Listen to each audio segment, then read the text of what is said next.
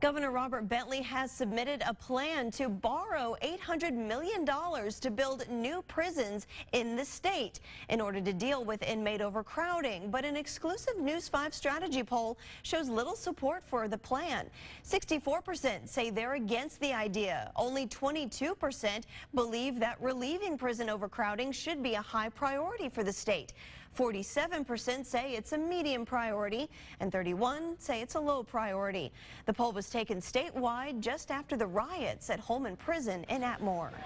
But prison reform isn't the only thing on the governor's mind. A scandal broke this week after Spencer Collier, the former director of the Alabama Law Enforcement Agency, or ALEA, accused the governor of having an affair with political advisor Rebecca Mason and using his power as governor to cover it up.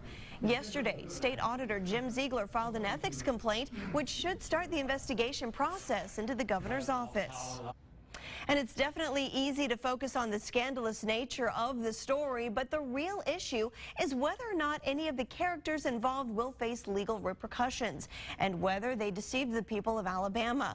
A legal expert at the University of Alabama weighs in, and News 5's Emily DeVoe reports from Tuscaloosa.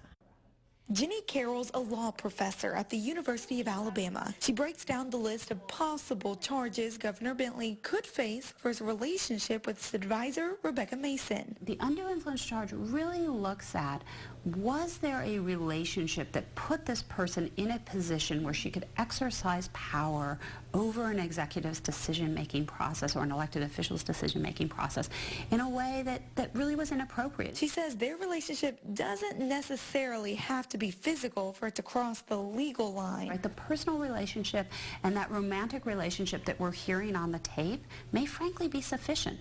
Take your earring off and let me kiss your ear. A perjury charge might come into the mix if it turns out the governor lied under oath, but his first threat comes from the civil side of things. State Auditor Jim Ziegler has already launched a complaint for the Ethics Commission to investigate the governor's use of state property and legality of Rebecca Mason's position. And there may be some potential civil actions against her, but absence an investigation that demonstrates some sort of actual breach of public obligation or duty, she may actually be fairly insulated from criminal charges. Mason's salary has come into question since she's paid by a secretive nonprofit group, but that's something that would fall back on Governor Bentley. If Bentley wanted to remove some of the mystery from this process, he could release that information because it may be that we as citizens would be perfectly comfortable with the source of her salary.